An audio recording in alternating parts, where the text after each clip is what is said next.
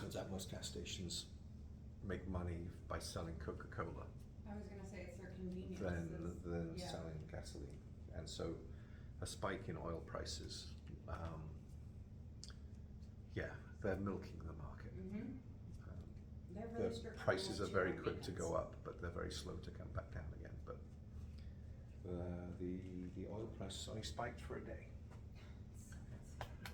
Okay, so we're in the 5 and 6.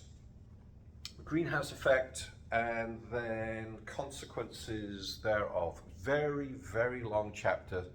I'm going to pull a tiny bit of science out of the front of it, and then we've already seen the trend that was gradually upward and then with a knee bend of temperature warming and carbon dioxide emissions rapidly increasing since the 1980s at an alarming rate.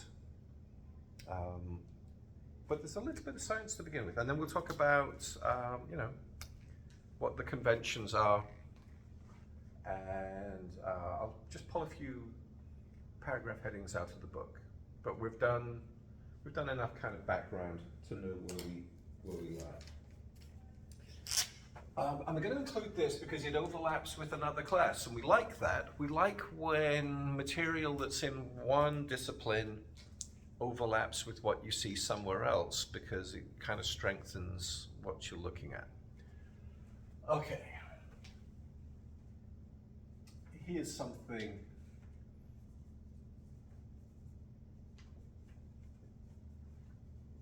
So for global temperature,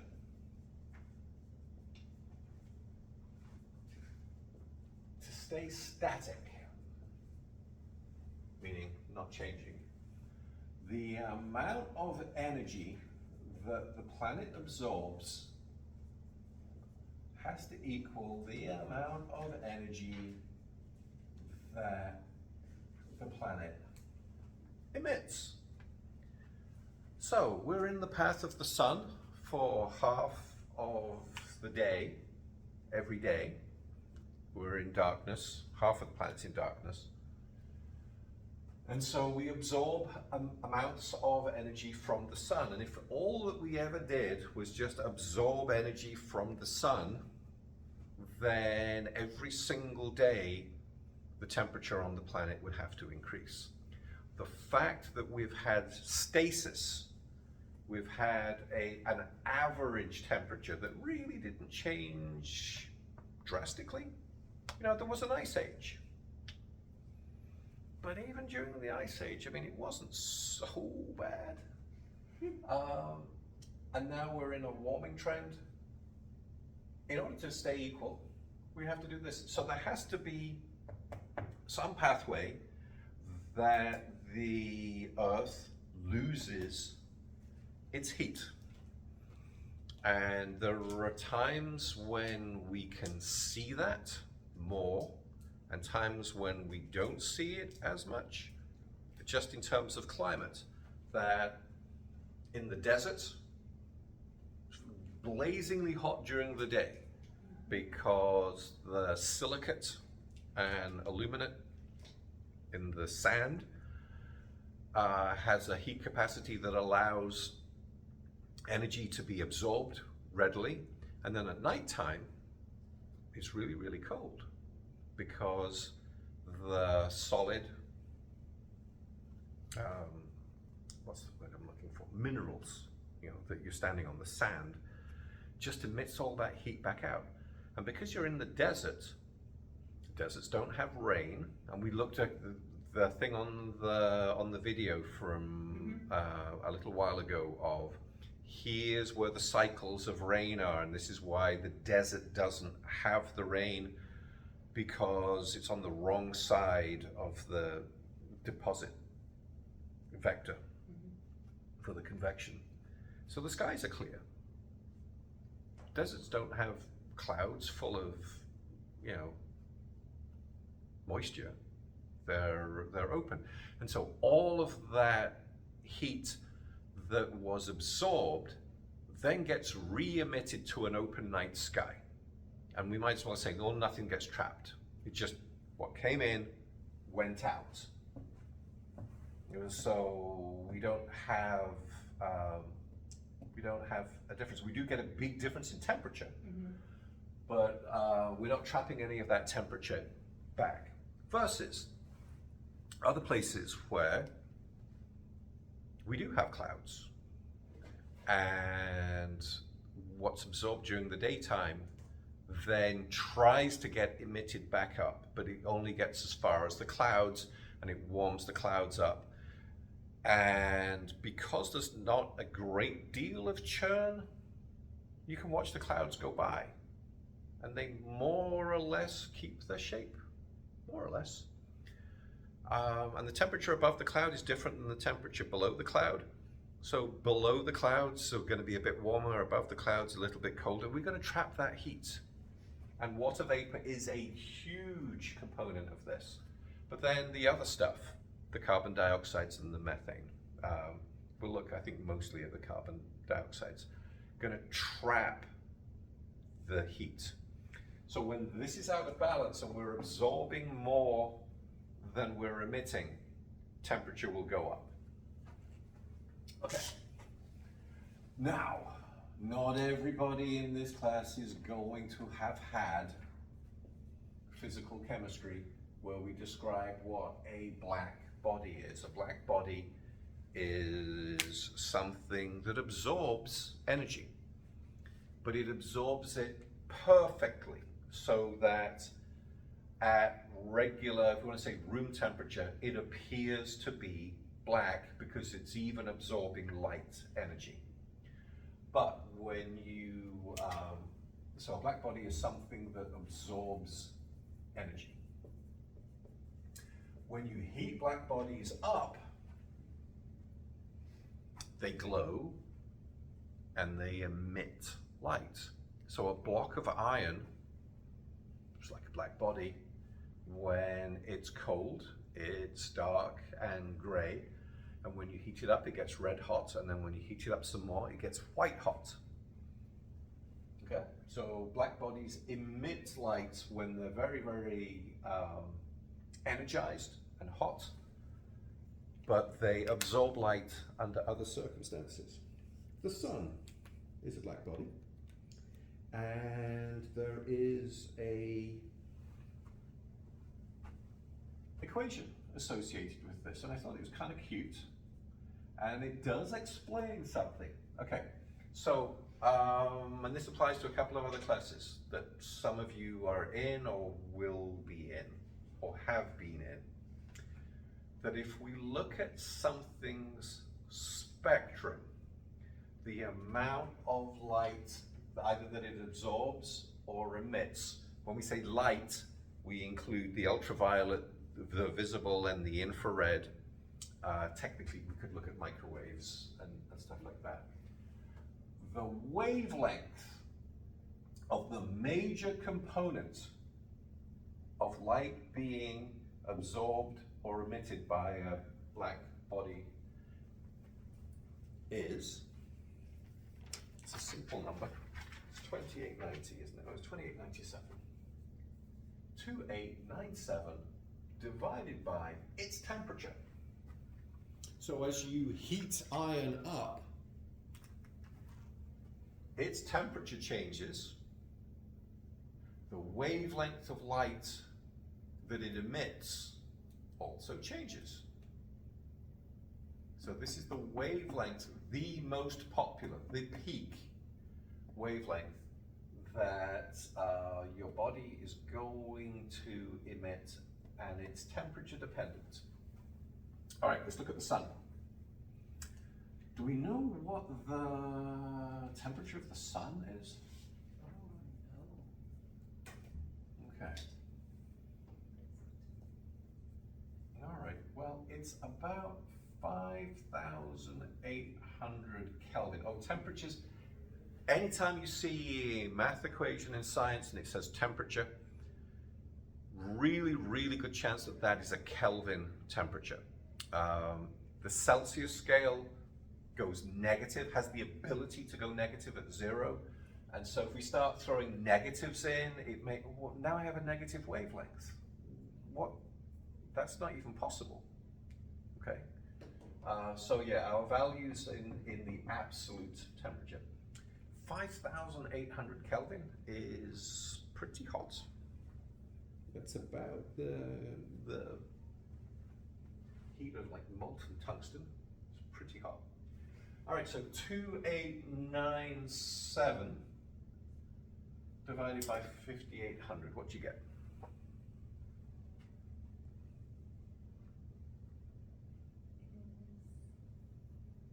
Is 0.499. Yeah. About one half. All right, this is a wavelength. What do we measure wavelength in? Nanometers? Usually in usually But it's in micros. in nanometers. This specifically for this equation, if we wanted it to be in nanometers, we'd have to change something. This is going to be in micrometers. This is the second time in the past couple of hours this has been on the board. Meters. If you divide them by 1,000, you get millimeters. If you divide millimeters by 1,000, you get micrometers, also called microns. And if you divide micrometers by 1,000, you get nanometers. So nanometers are 1 times 10 to the negative 9, micrometers are 1 times 10 to the negative 6, millimeters are 1 times 10 to the negative 3. Meters are just what they are. Okay, if we wanted this in nanometers, we would have to do the conversion. The wavelengths of visible light are often quoted in nanometers because they're 400 to 800 nanometers. We're going to live outside of the visible range here. So if I wanted to turn those into nanometers, I would have to change this value.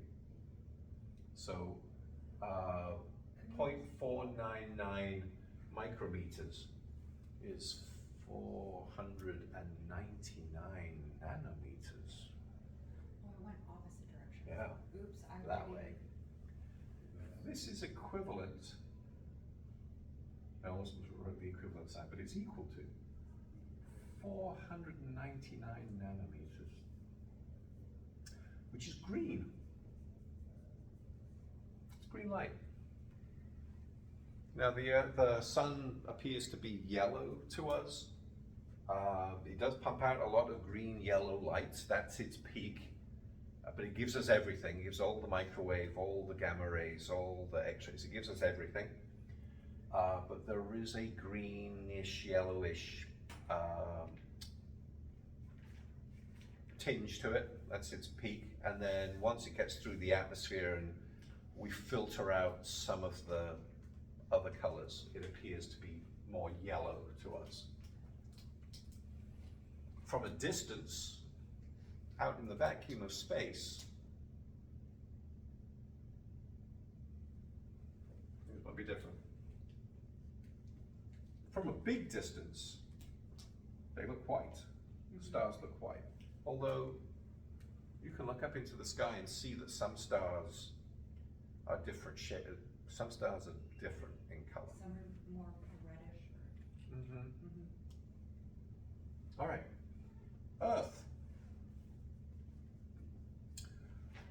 Earth has a, what do you think the average temperature on the planet is? Oh, I'd honestly have to just go with 25 degrees Celsius. Yeah. So actually that's not a bad guess. The book suggests that the Earth's temperature Okay, so it's about, averages at about 300 Kelvin. So what we call room temperature is 298 Kelvin, that's 25 degrees Celsius. So you'll notice I am avoiding using the other temperature scale. There is no other temperature scale. we won't be using it. 2897 divided by 300 is going to give you a value in microns.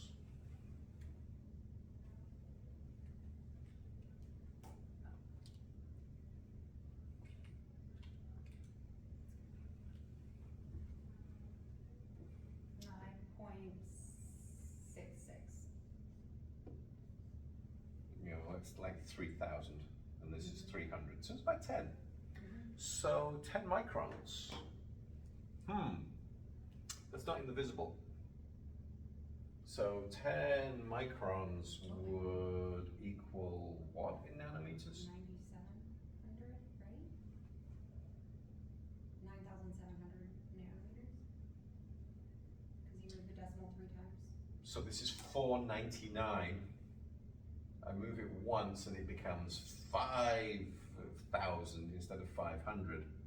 So yeah, this is 9,700 nanometers, where it's outside of the visible. And this is in the infrared. This is in the infrared. And about an hour ago, some of the people in this room learned how far into the infrared do you have to be near or far. And Grover even helped us with what near and far is. If you haven't watched the Grover video, go watch the Grover video. So nears are short range of between 800 and 1,000. Yeah, by the time you're at 10,000, you're far. So this is at 10 microns, not 10,000 nanometers, 10,000 microns. So this is what we would still consider to be the near infrared. And you feel this is warm. This is thermal energy. Our book, I think it's our book, determines that we're going to call this the thermal infrared. Whether you are near, so the near means close to visible, and far, if you make this get even longer of a wave, you're getting further away from the visible. That's the far infrared. Yeah, it's thermal Yeah. infrared in the book, yeah. Have you interacted with infrared energy outside of the science world? Maybe? Because this came up in Chemistry 1. Just yesterday, we were doing the electromagnetic spectrum in that class too. And when I said infrared, a couple of people in class went, oh yeah, that face masks. Yeah, I was gonna say, I mean, I've never used one, but yeah, I mean, I've seen them. And I looked it up after they said it. Depending on what you want the energy to do, you go with either the near infrared face mask or the far infrared. Let me get this the right way. That the near infrared works on the surface and gets your blood flowing on the surface and probably like, oh look, I'm more refreshed. But the far infrared penetrates deeper and helps with like muscle pain. Yeah. There was a point last year where my dog had infrared treatments at the vet. They put him in a little box and So cute. they switched on the infrared, what mumbo jumbo, Yeah. and said it's healing him. Like, okay, sure, yeah. They have a map for, the physical therapist has it's like an electromagnetic something, I need to remember the name, but it's little pulses Mm. for like, supposed to just help with repair. So this means that the energy that the planet is trapping is heat. We're trapping heat because we're in the thermal part of the infrared. And that's potentially a problem. That's a problem.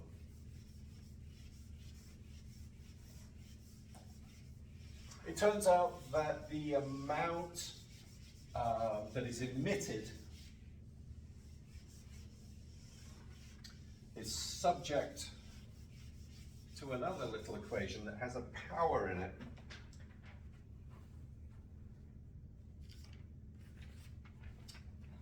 But how quickly you can lose the energy.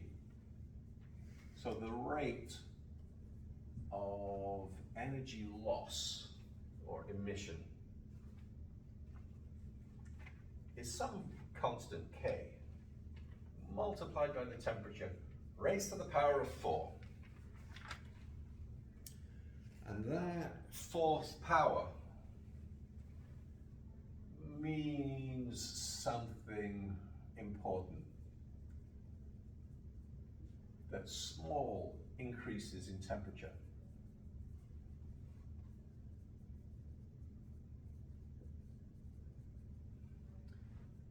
cause large losses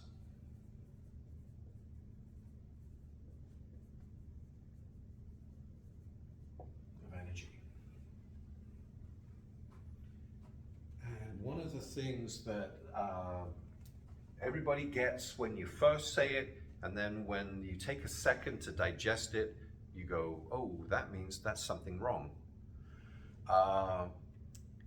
If I am losing or emitting energy, what that means is, where's that energy going? That energy is going to the surroundings. So in anything chemistry, in anything scientific, there are two systems, and they are hand in hand. There is the system itself, and then there are the surroundings of the system. And when we think in chemistry terms, we can basically think of the rest of the universe. For environmental studies, this is the surface of the planet versus the environment that is close to the surface of the planet, which means the atmosphere. So I am now losing heat energy to the atmosphere. I'm releasing heat into the atmosphere. Changes in temperature facilitate more release of heat. Where did the heat come from in the first place? Because you're absorbing energy from the sun. Okay, so it becomes like, oh, one effect begets another larger effect. Okay, so this is where small changes have big impacts. Okay, this is not the Earth getting colder, but like the way that it reads. No, this is the atmosphere getting hotter because we're releasing that energy out. Okay, beyond that, I figured that's a little bit of science at the beginning, and the rest of it is history. Let's have a read through and see what we can see. So, page 179. We have, we're on the back end of an ice age, so we do have ice records. And this is page 179. We can look in the ice record and figure out that there was about 280 parts per million carbon dioxide in the atmosphere, and modern atmosphere has about 390 parts per million. That's the difference between pre-industrial, post-industrial. Working on the assumption that the trapped gas is trapped in the ice. Okay, is that that a safe assumption? Scientists tell us it is. Okay. Carbon dioxide doesn't dissolve that readily. Yes, some of it will be lost. I bet you they have algorithms to factor in loss versus other, other ways of escape. So these are things that we know. We saw this kind of graph a couple of days ago of, things were kind of level, and then we hit the tail end of the 20th century, and now we have a knee bend change in temperature and in carbon dioxide emissions. Okay. So, good news, bad news. On the carbon cycle that we looked at on Thursday, there is a sink. There is a sink. Carbon dioxide that's in the atmosphere can be incorporated biologically into flora and, fauna as well, if you extrapolate out, but like directly into flora. If you do the experiment of, I have a bell jar and another bell jar, and I put 21% oxygen, 78% nitrogen, 1% argon, and 0.03% carbon dioxide in this one, and I put more carbon dioxide in this one, the plant in this bell jar grows larger because the metabolism for plant growth is they absorb carbon dioxide through photosynthesis and they incorporate that into sugars. So there is a sink. We can remove the carbon dioxide from the atmosphere. The problem is we're outpacing that sink.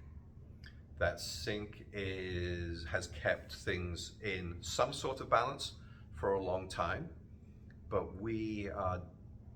it's not like we are cutting down trees and burning trees. They're all in the same system.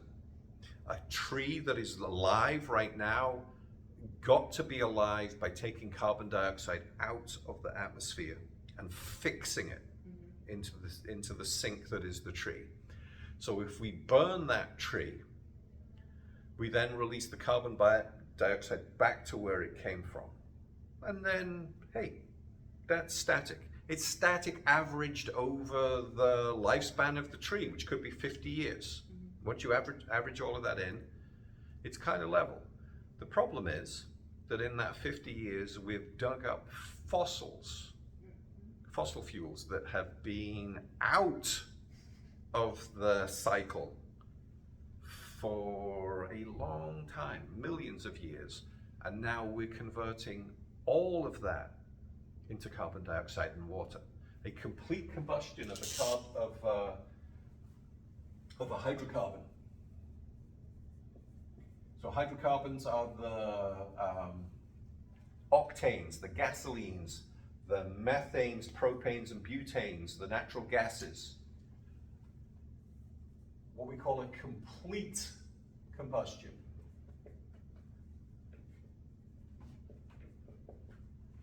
Converts those into carbon dioxide and water. Both of which we've identified as being the two target molecules for the greenhouse effect. This, water, harmless, right? Becomes lakes and seas and oceans and ponds, but it's when it's in the small quantities and it's in its small little particulates before it has gathered itself into large enough droplets that it becomes rain. the small vapor type of moisture in the atmosphere that is the water. That's the thing that's picking up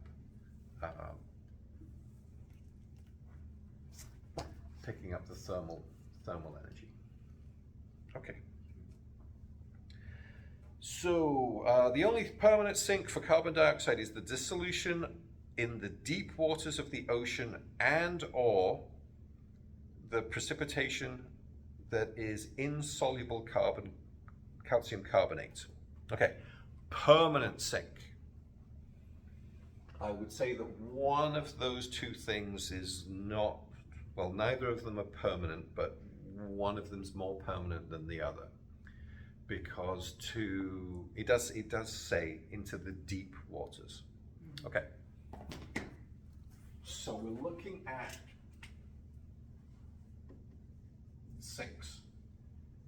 Here's your carbon dioxide. It's in the air. Here's a tree.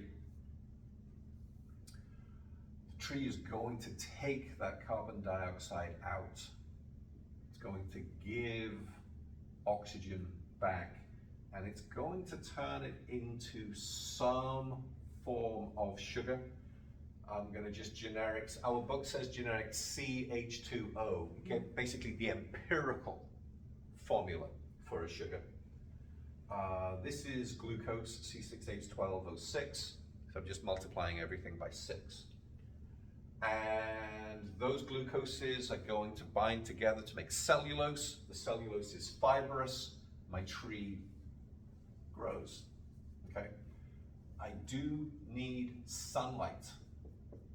This is photosynthesis, and without the sunlight, I don't get the fixation. So this is fixed, but it's not permanent, because even if we left this tree alone, what's the lifespan of a tree if you leave it alone? 100 years? For some, yeah. And then it gets blown down in a storm because of whatever, and then it rots. And as it rots,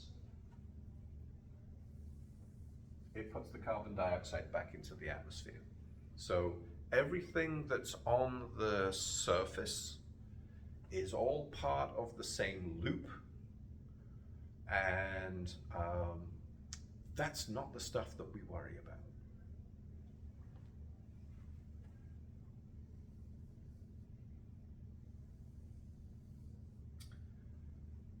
I can take some carbon dioxide and I can dissolve it to make carbonic acid.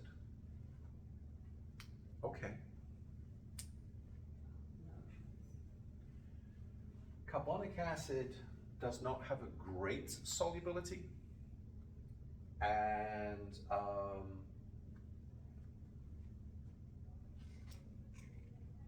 but there's a lot of ocean, there's a lot of lake, and there's a lot of surface water. So the potential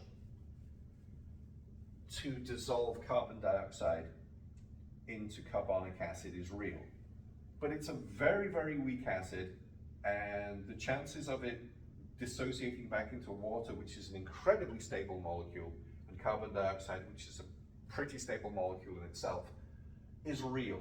So this has not been permanently fixed either. What we're hoping for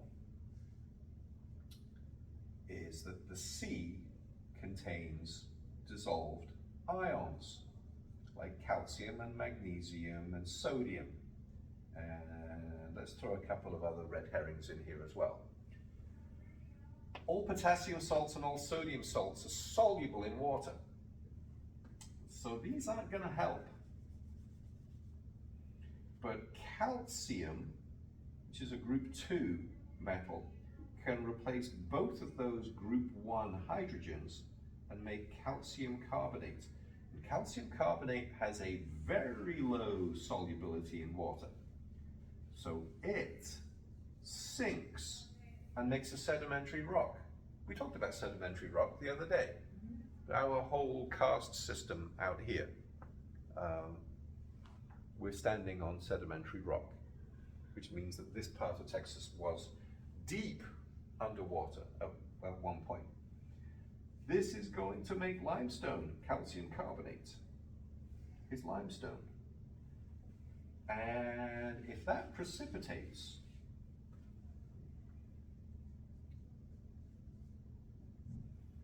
then it allows more carbon dioxide to dissolve and react with calcium and then precipitate, which is why when we go out and we look in the preserve, you can see strata that, oh look, at my rock is actually made up of different lines of rock that lay down over different periods of time. Because this is a constant ongoing process. And it's more complicated than this. Is sea life is involved. Seashells are also calcium carbonate. Mollusks and shellfish use the same kind of system. Okay.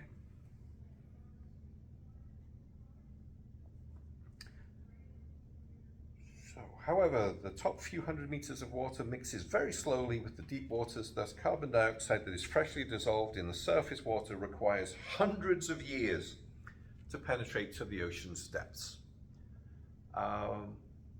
Yeah, that's a slow process.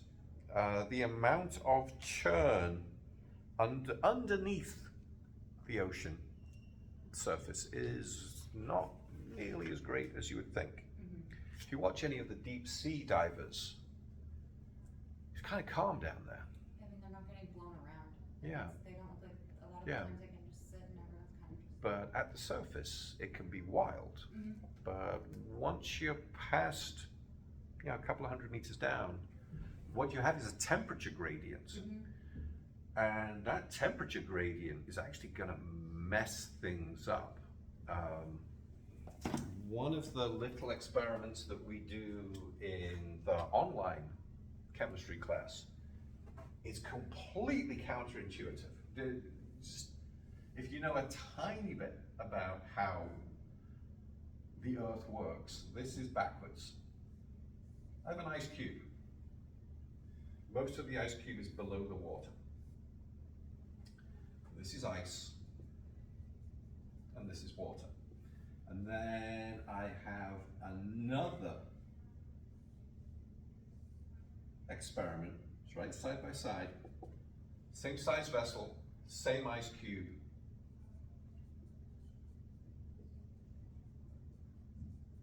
But this is salt water.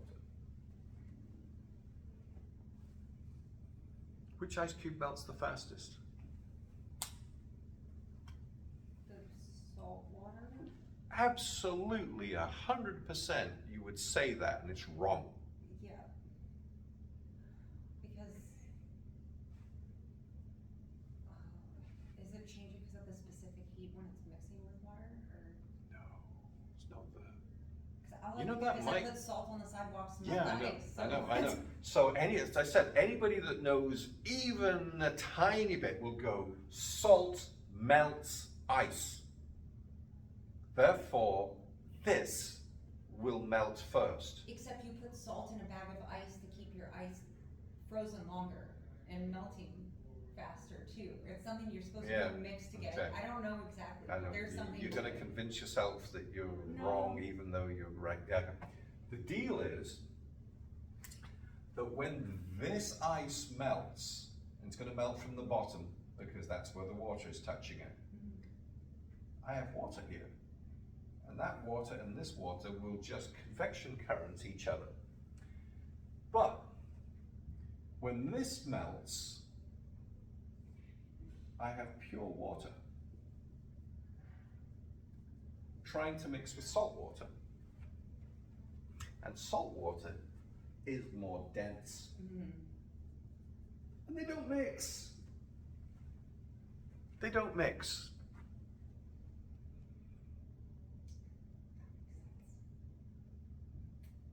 Yeah. So what's going on at the bottom of the ocean doesn't necessarily have to have anything at all in common with the top. So yeah, this sink exists, but it's going to be slow. It's going to be slow. And it also runs the risk, hey, I've got an ocean worth and I've just dissolved some more carbon dioxide into it. We're going to be fine because there's not a lot of carbon dioxide and I've got a lot of ocean. But if this is a lake, I've just acidified my lake, which might not be quite what I was hoping for, because what happens when water gets more acidic?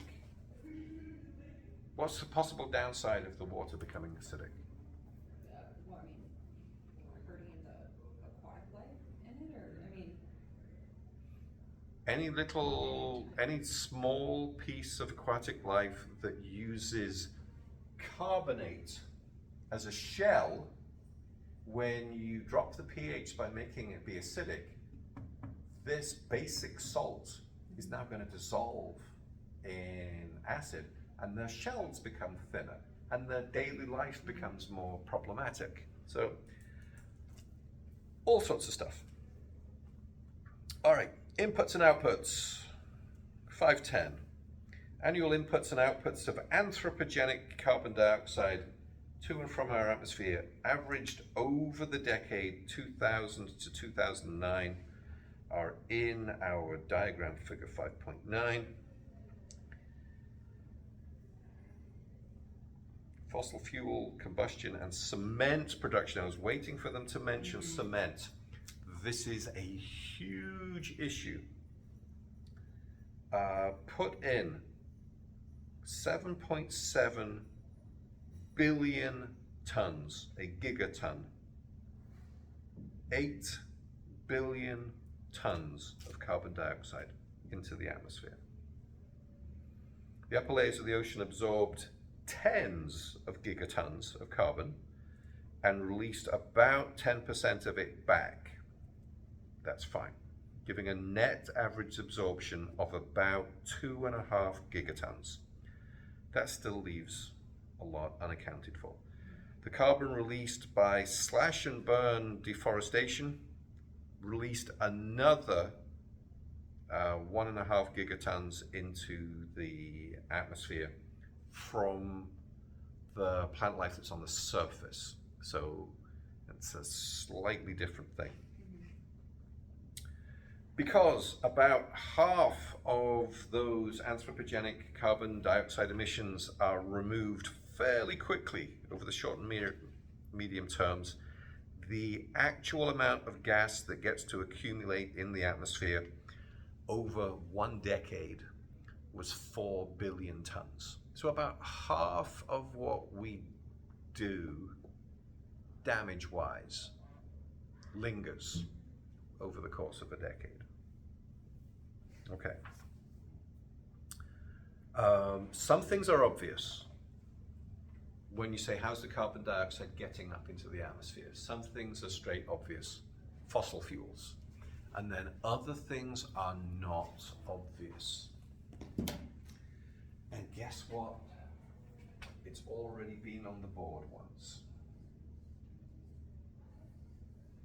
The calcium carbonate that we had said, isn't this fabulous?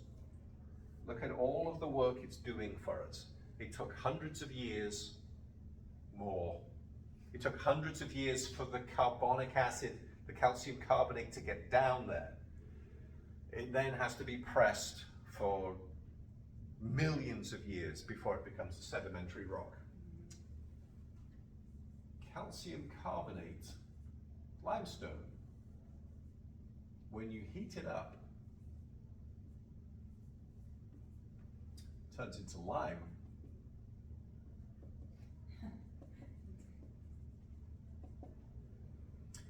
And it releases carbon dioxide.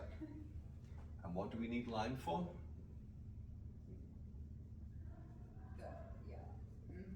Concrete. We need lime in order to make concrete. Okay, well, not a problem. because my Western European country is already fully developed, and all the houses and high-rise buildings that I'm ever going to need already exist. And excepting for a few places where I have to tear a bridge down and build a new bridge in its old place because that bridge is 100 years old, and occasionally build something or other, I don't need that much cement. So what's the big fuss? There's so many other places in the world that still, China. yeah, was anywhere in Southeast Asia is gonna use it a ton. China has entered the chat. India hasn't quite. India is building cities and infrastructure and roads with flyovers, but nothing like China. China went from, there's a movie at the end of the 1980s, Christian Bale's first movie, Empire of the Sun. Oh, yeah. It's a J.G. Ballard books that Steven Spielberg made that movie, Mm-hmm. and they filmed it in Shanghai.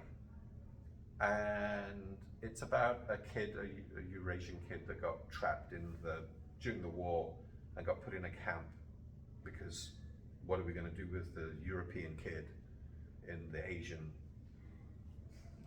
war scenario? They filmed it in Shanghai, and Shanghai had Victorian buildings and Georgian buildings that were 100 years old on the seafront, and it looked like, well, this could have been somewhere in Holland or France. It had these beautiful 100-year-old buildings, and that's it. Because in the this is the end of the 80s. At the end of the 80s, nothing in China had changed for 100 years. And you know what Shanghai looks like now? Yeah. It's a mega city, and the old Shanghai, I think they've kept a little tiny bit of it because it's quaint, but it's gone. Mm-hmm. It's now just high rise, high rise, high rise, build, build, build, build, build. Cement is a massive contributor to carbon dioxide. And just because we're not doing it doesn't mean that it's not getting done. And so the calcium carbonate comes from limestone.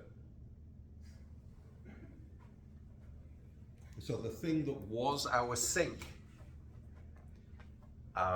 is being dug over and repurposed. Okay. The rise in air temperature that is caused by increases in the concentration of other greenhouse gases and by global warming factors heats the surface water and ice, thereby causing more evaporation to occur. So, water and water vapor being a very, very large component of this right here. As the planet gets warmer, the parts that are currently cold are going to melt. We're seeing some fabulous stuff going on right now, that the permafrost is receding, which is great for science on one hand, because we're now seeing stuff that's been trapped under the ice for thousands of years. And oh look, we just found another saber-toothed cat. And we found a mummified person. And we can look at the contents of their, of their belly and stuff, because they kind of get mummified out in the cold. We've got a 3 o'clock. Yeah, I've got a 3 o'clock. You have to go. So we melt that, we release more water, the water gets warm, it contributes even more. It's a vicious cycle. Okay, what I would like you to do, because this is a very, very long chapter, is if the book has done us a big favor, the important words are in green. If you flip through this and just read the green bits, what we ultimately need to get to is, yes, yes, this is bad. We kind of already know that burning this and doing this is bad. But this will lead to the next chapter, which is, what are we going to do about it? And the Paris Accord and